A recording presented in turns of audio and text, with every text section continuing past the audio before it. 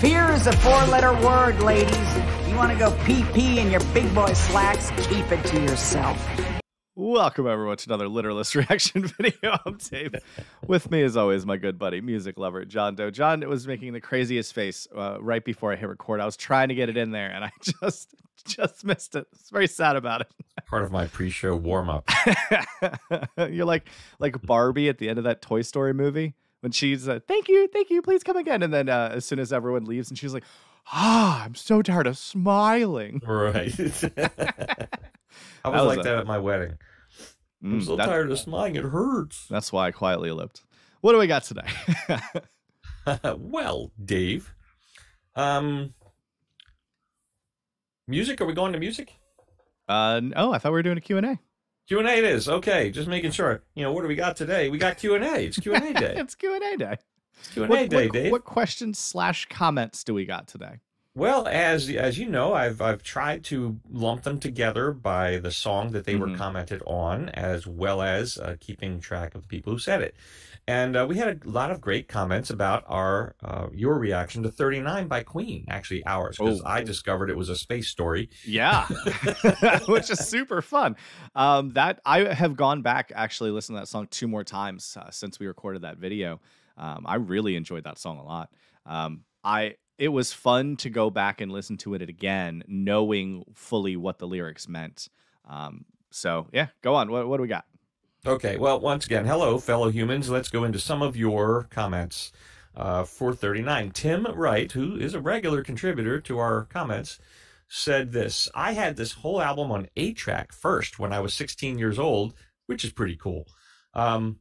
As that was the only music playing device I had at the time, and it would play over and over again, sometimes through the night while I was sleeping. Oh, wow. You want to tell me that won't burn it into your brain, right? I did get the LP later, which when I became an adult and could afford a decent stereo system. But along with you and Dave, I just learned that the song was actually about what the song is just actually about, and was very pleasantly surprised. And for some reason, it kind of brought a tear to my eye. Maybe being the old sentimental grandpa I have become? ? I had kind of forgotten about this song, as I don't listen to Queen much these days, and that song is not on most Queen playlists. No, I certainly, as a enjoyer of Queen, but freely admitting I pretty much just know Queen based on their greatest hits album. I didn't even know Queen did this genre of music sometimes. So definitely a lot of fun to branch out and hear pieces of Queen that I didn't know existed. But that are really a lot of fun. And lyrically, that song was a good pick. Yeah, and excellent. Really, really, I just love that song. Monica Bauer said, Brian May, who is the guitarist, also creates stereo optic books. Really? I don't know what they are, but I figured you might. A stereo optic book? I would assume, isn't that one of those like kids books that you press the button and it plays songs? No, that's what I would have thought it was. I think stereo optic. I mean, I think a stereo optic book is the kind where it looks like it's an illusion. It looks like a random selection of dots, and you have to fixate your eye just right. And as you slowly move the book further away, it comes into view what it is. I think that might be the optical illusion type stereo optic thing we're talking about. Yeah, there is a number of different books about stereo optical illusions that I'm pulling up. That is interesting.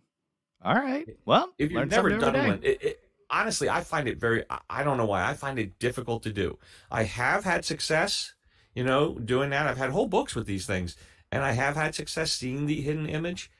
But even ones that I've seen before, I have trouble revisiting and seeing them again. It's really difficult to me. But some people do it with ease. They just look at it and they go, "Oh, that's a birdie," I remember the first time I saw one of those was at the BX in New Jersey, and they had this whole wall of these giant posters of them, and I was in this gaggle of children who were all sitting there like getting way closer and way further away from these pictures, trying to see the various pictures in there.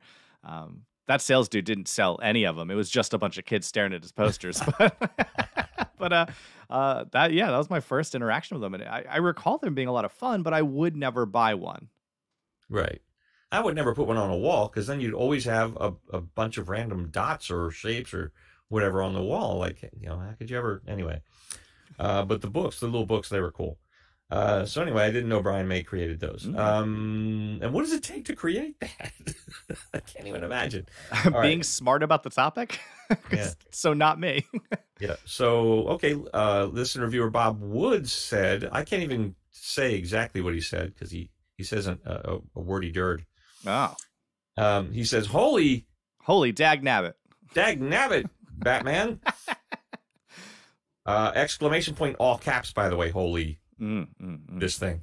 I have loved this song for decades, and today my mind has been blown. It's nice to know that I'm not the only one who regularly is like, what? That's what that song means? Thanks for sharing that, because I was way off on my guess as well. So he said, I never really understood the lyrics, but always felt that it was a study in making a period-sounding song, which is awesome. But now I know it's really a period piece in the future. Incredible. Yeah, which is super extra cool somehow. Yeah, it is. And unheard of. Ever done before or since. Mm-hmm. Okay, Todd C. writes, wow, space travel.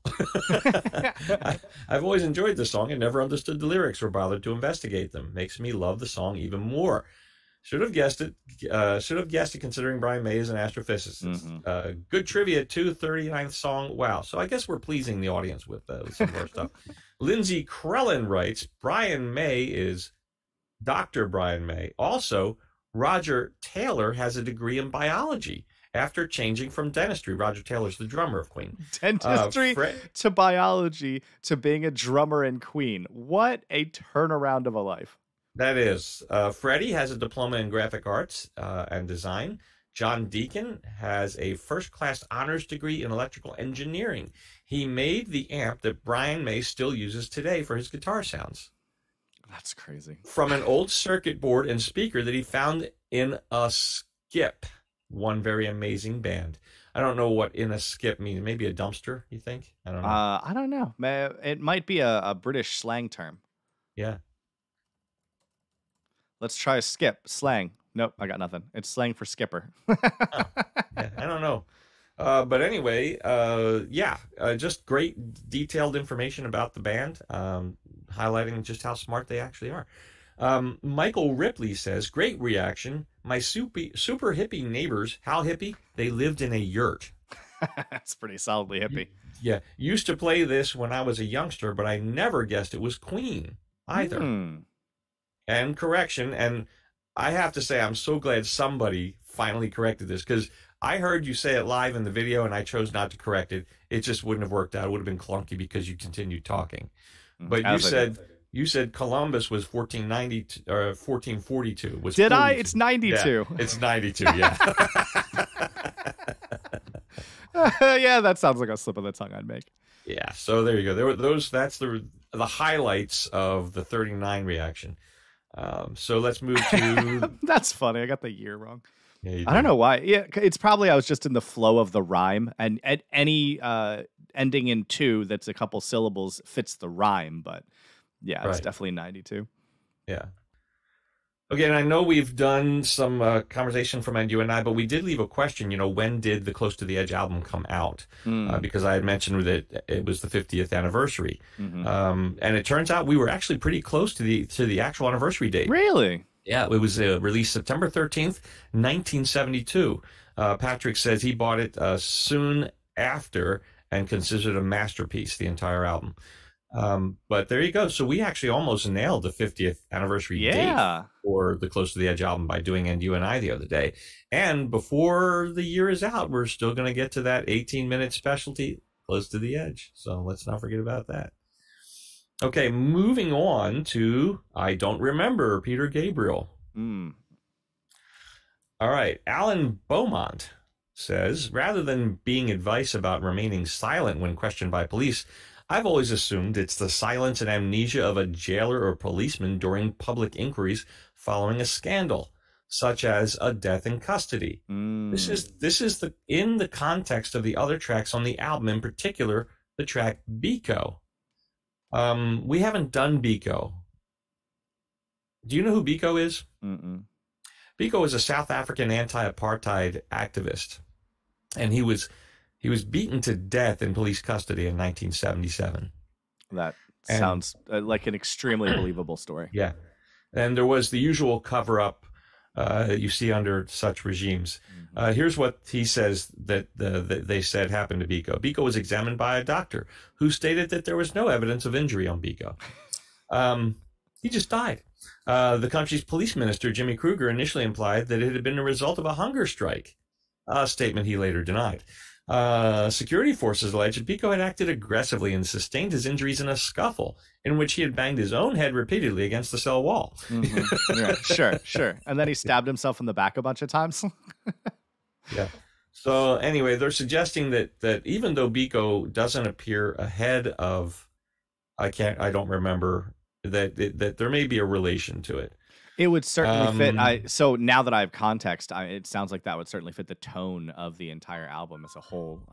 Whether they actually stuck with the entire album together or not, who knows? But right. So anyway, that's all a possibility. My phone just won't turn down right now. I'm having all kinds of tech problems.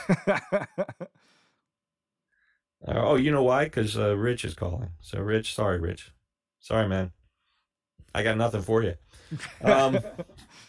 So there you go. Now let's go to Red Barchetta, which was a recent one. Yeah, definitely fun. So we have a lot of discussion, Dave, on your opinion of electric cars. I want you to know. Oh, good. My opinion, I don't know if you've heard, my opinion is that soup is a condiment. I don't have good opinions. Sometimes. And I try to tell people that.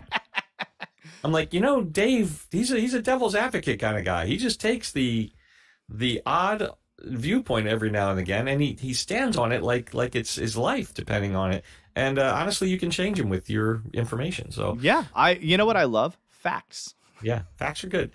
So this is from our listener Trump RDR2. Okay, sure. Okay. It's easy to say that electric cars were marketed for women, but it's not that simple. It wasn't just because of toxic masculinity, as Dave inevitably tries to assert. Historical context matters. Early gasoline cars were unreliable and prone to mechanical failures. Women were not encouraged to do the dirty, often dangerous work of repairing and maintaining those vehicles.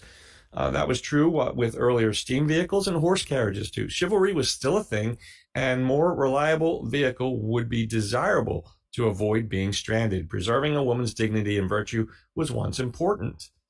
They weren't marketed towards women until well after the Model T was introduced and provided an affordable car to the working class. He's got lots. I'm going to try and limit some of the things because we'd be here all day. But he does remind you what a few other people remind you about electric cars, is the electric that fuels these cars today is still being fueled largely by fossil fuels at the generation point of electricity. So as of now, that is absolutely true. And it is a thing we should be working on. And that's why, like you suggest, we should switch to nuclear power. Agreed. I think our only difference in opinion is that I think the nuclear plant should be set further away and then we glean the power from it at our location. And you think we should build more plants here. Okay, well, what do you mean further away? Like on the moon? No, like the sun. The sun is technically nuclear power. So solar is technically nuclear power. But solar has its problem. Have you heard about the problems of the solar farms out west? Solar has a lot of problems. Every generation. Tons of problems. Yeah, everything has a lot of problems. You know those massive ones that are in a pattern that direct all the solar into a collector? And it's a bunch of mirrors pretty much that focus it all. Someone died because someone else didn't do their job. It's killing birds on a regular basis. It's like a scene from Star Wars. It looks like an invisible screen, like a force field, and a bird flies into it and burns up immediately. Yep. I mean, solar or wind farms also kill birds, but if you look at the number of birds they kill, it's fewer than the number of birds house cats let outside kill a year. It's just not a statistical amount that matters. So I think the one in the desert is. The one in the desert is doing a massive amount of bird killing. I think because of what kind of birds it's killing is the issue. I mean, I personally could see less seagulls around. I'd be fine with it. I love seagulls. Dang, that's wrong, man. They're just flying ocean rats, John. Continuing, Greedy Newt says, I do like that name. yeah, nice reaction. However, Dave missed a huge aspect of the story, possibly partially due to his personal opinions on electric cars. Neil Peart was a car and motorcycle enthusiast. Just a reminder, he was a pro car guy. Yeah, I know he took a motorcycle trip, and yeah, definitely. And Greedy Newt and Patar, P-A-H-T-A-R, state the following. Now, this is from Greedy Newt's post, but Patar said something incredibly the same, so I put them together. The song was originally inspired by a futuristic short story in the November 1973 issue of Road and Track magazine. So I did not know that. It's new for me. Written by Richard Foster. It's titled A Nice Morning Drive. In this dystopian future, many different classes of vehicles have been banned by the motor law. For example, his uncle's place used to be a farm before the motor law, and while the song does not expressly say so, it is likely that affordable internal combustion farm vehicles were also banned, making it impossible for private farmers to continue to work the land. It's a lazy shortcut for those who ignore history and context. That was a bit of a jabby stab right there. I think there's a big difference between ignoring history and context and not being alive for it. But either way, sure. Like I've said many, many times, whose freedom are you protecting? Because that is always a choice. Right. And so if you want to outlaw combustion engines, then you're taking away the freedom of one class to own internal combustion engines. You're giving the freedom to another class to have breathable air and not constant giant typhoons. So like it all depends on what you want to have happen. Whose freedom do you want to protect? And I personally think that as technology stands now, electric cars are not the best. They do still have to run on a lot of fossil fuels, though we're lowering that every single year. There is still definite issues with battery life. There's still issues with sustainably sourcing the materials to build the batteries themselves. There's a lot of serious issues with. Hey, did you hear about the EV, the electrical vehicles in Florida after the hurricane went through, after Ian went through? That there's been a series of vehicle explosions. Yeah, it makes a lot of sense. Saltwater, giant batteries, saltwater. Yeah. So yeah, I'm not for a second saying that it's some instant solution, but as we push the general market toward maybe not having fossil fuels as a whole, whether it comes to cars and energy generation, then we can slowly make things better and better as technology gets better, as we create batteries that don't run on the current metals that are required to build them. Like, we can push for a better future. We don't have to settle for what we have now, but that doesn't mean that that we shouldn't push for a better future for everyone instead of not caring and continuing to do what we're doing now. Right. And a lot of what happens in industry and in the world happens because it's the path of least resistance. And right now, fossil fuels are still the path of least resistance. However, because they're highly subsidized. Plus the fossil fuel industry understands that it's a limited resource. So they are now putting billions toward, solar and wind power and other energy sources and turbines, because they know that if they don't, when things run out, that their company's just done. So, I mean, it's ultimately, again, it'll be the path of least resistance. Right now, making fossil fuels is the path of least resistance. But there will come a day when it won't be, and then all that energy and effort will be put into the better source to keep things rolling. Anyway, that's my opinion, too.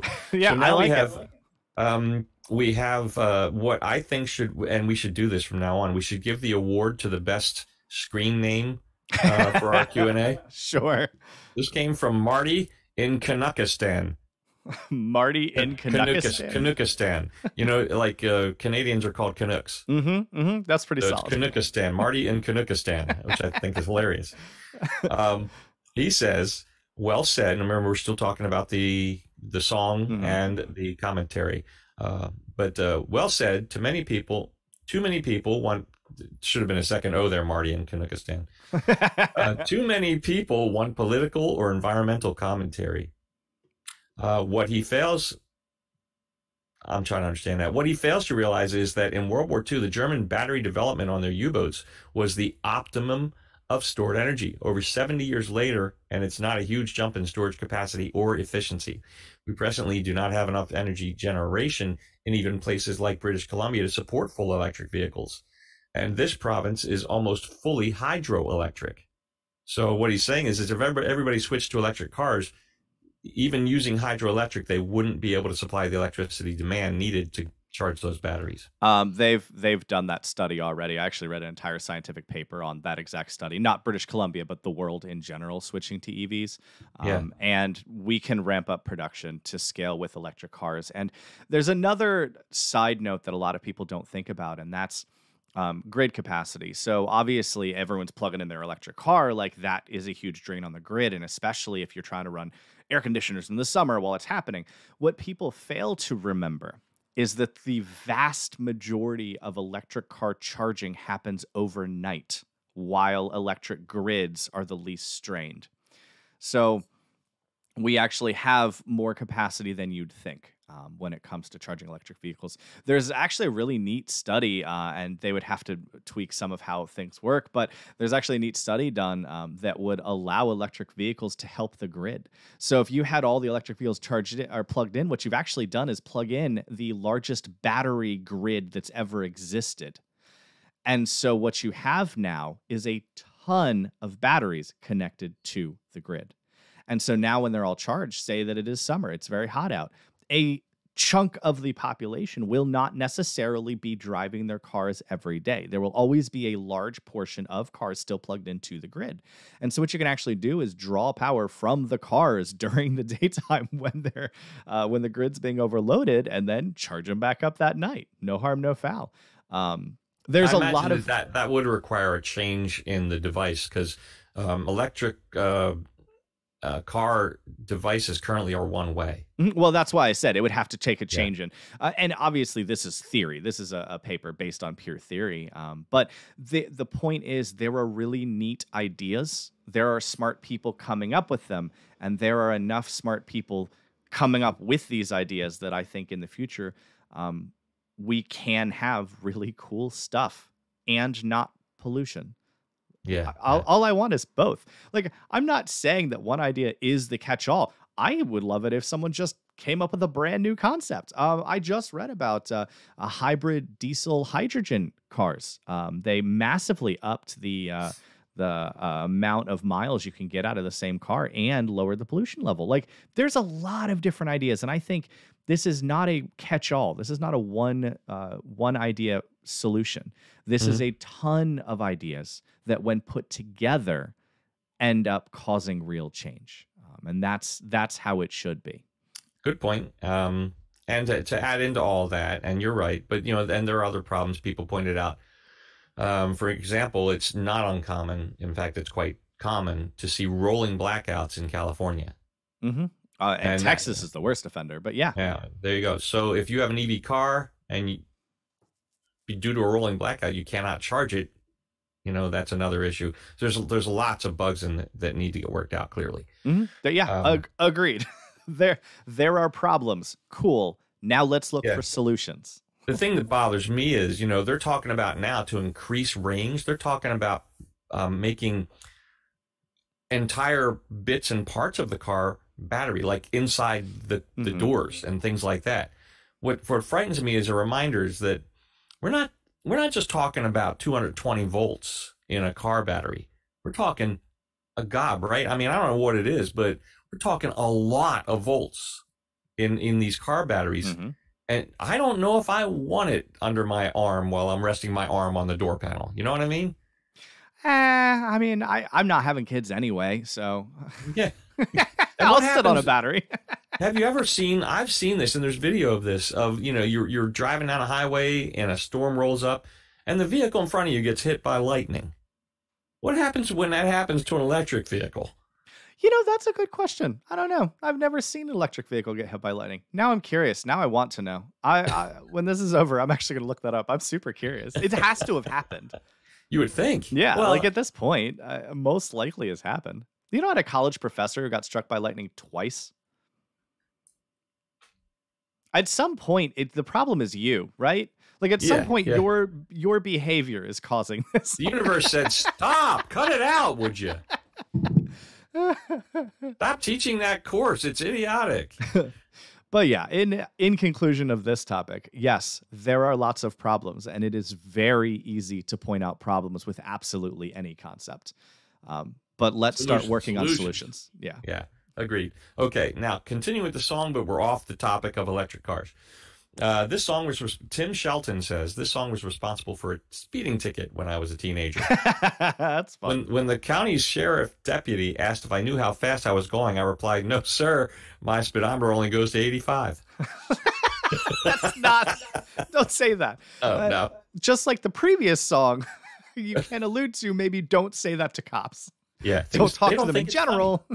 Don't say cops things never like think it's funny. I got a great pullover cop story. Mike 80528 says, philosopher, quote, I think, therefore I am. Quantum physicist, quote, hold my slide rule. That's pretty funny. That's pretty funny. That's why I shared that with you. Yeah, that's so there you go. That is the talk. I'm trying to remember. Did we ever get thoroughly through the Elvis discussion?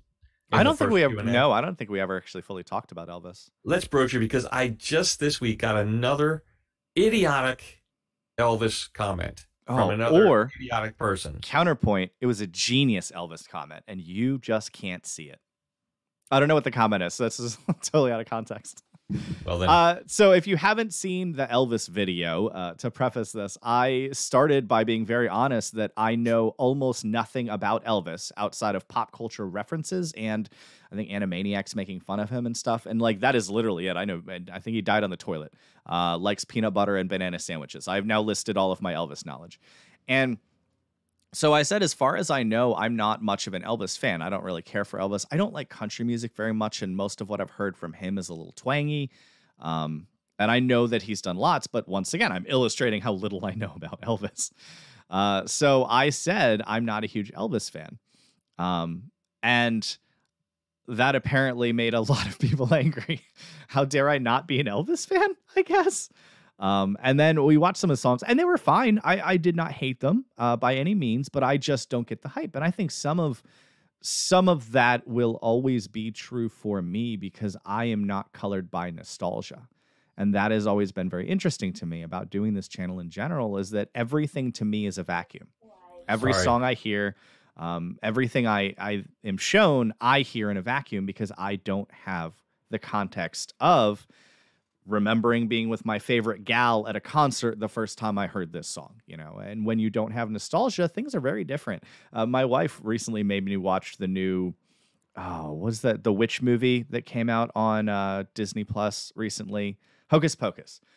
So she loves the movie Hocus Pocus. And I don't know when it came out, but she grew up watching it. I'd never seen it in my life. So I first saw Hocus Pocus last year. Let me tell you, was that the original, like from the 80s? So I first saw the original last year. Okay. And I, at 35 years old when I watched it, didn't really care for it that much. So we just a couple days ago watched Hocus Pocus 2 because she really wanted to, and I felt pretty much the same. and I realized that it's because she has nostalgia. She grew up watching this movie, and so to her, it hits very differently than to me watching it for the first time as a 35-year-old dude who is decidedly not the demographic for that movie or the remake for that matter.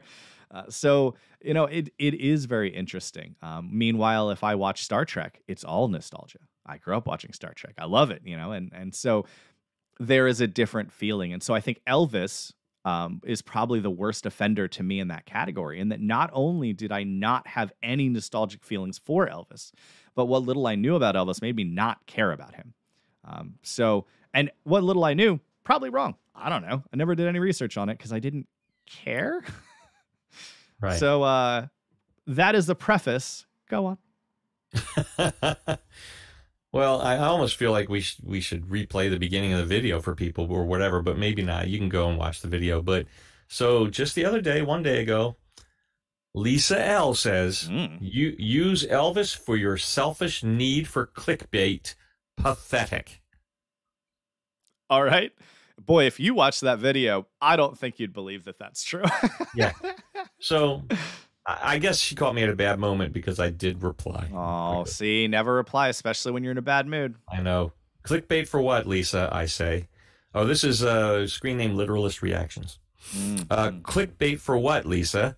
I choose music to play for my much younger friend. He reviews it and comments. That's what we do. We don't make one single red cent from this video. And as far as revenue goes, we earn about 80 cents per day total on the over 100 videos we've put out. Your statement is unfounded and idiotic. My patience for fans, again, air quotes, of one of my favorite performers is running out. Oh, John, you're so hot under the collar. I know. I didn't cuss or nothing. To which she responded, apparently, I just discovered this. Did you not start this post with the words, "I'm not an Elvis fan"? Mm-hmm. I did. So you know that just saying Elvis's name will get you clicks, right? I said that, not John, first Right. of all. Right. And second of all, we don't even make money on, we basically don't make money on this channel. We don't. We And that spend 80 more. cents is pre-tax. Well, and we spend more to make this channel than we make. For sure. This channel's not about the money. This channel's No. about the fun of listening to music. And I think that's why I don't care at all if people are angry at me. Like, I'm going to say weird stuff. Yeah. I'm just going to be me. If you want to be I mean, angry, okay. My problem is I have committed to read every comment, and I'd love to continue showing you Elvis. But if this is what I get, if these knuckleheads, if these closed-minded, visionless, heartless, mean, ugly people are what we're going to get, I don't want to do more Elvis. I love Elvis, and I'll just keep it to myself, I guess. I won't share Elvis with you because I've never seen a stupider group of people. And that word is appropriate, even though it's not a word. Stupider. Yeah. It fits. I don't know. I haven't seen you this heated in a while, but man, the entire time I've known you, you love Elvis. Yeah. Like, I have heard more Elvis songs since knowing you than the rest of my life put together, which is not saying a ton because I heard very music. So that's like very few music. And six Elvis songs you've heard. I heard very little music in the rest of my life. But yeah, I have known of your love of Elvis for a long time. And that's why, honestly, I felt bad telling you that I'm not really an Elvis fan. But It's if they just listened, if they just watched and listened, you know what I mean? They wouldn't even say half what they say because it makes no sense. well, I think there will always be angry people on the internet. That's a pretty standard thing. And that's one of the many reasons I don't have social media and don't let it bother me. Yeah. It's just angry people on the internet. I don't let it bother you because that's how they win. Them being angry, well, that only affects their life. Doesn't affect mine. Right. I told somebody he was angry, and he said, "What makes you think I'm angry?" I think also the written word is tough. You know, it's very easy to convey tone in a conversation. Well, he attempted to say that, but I said, but when you call us names and you end it with 3 exclamation points in all caps, in common internet vernacular, that's yelling at somebody. Or it's an old person who doesn't understand how caps lock works. No, because the whole statement wasn't cap locked, just the insult was cap locked with exclamation points. They didn't respond to me pointing that out. You know, I'm only really interested if it is an interestingly worded insult. Like, if you come up with a really interesting insult, I'm in. I'll probably applaud you and find it funny. Yeah, sure. It's the lazy insults that I don't care about.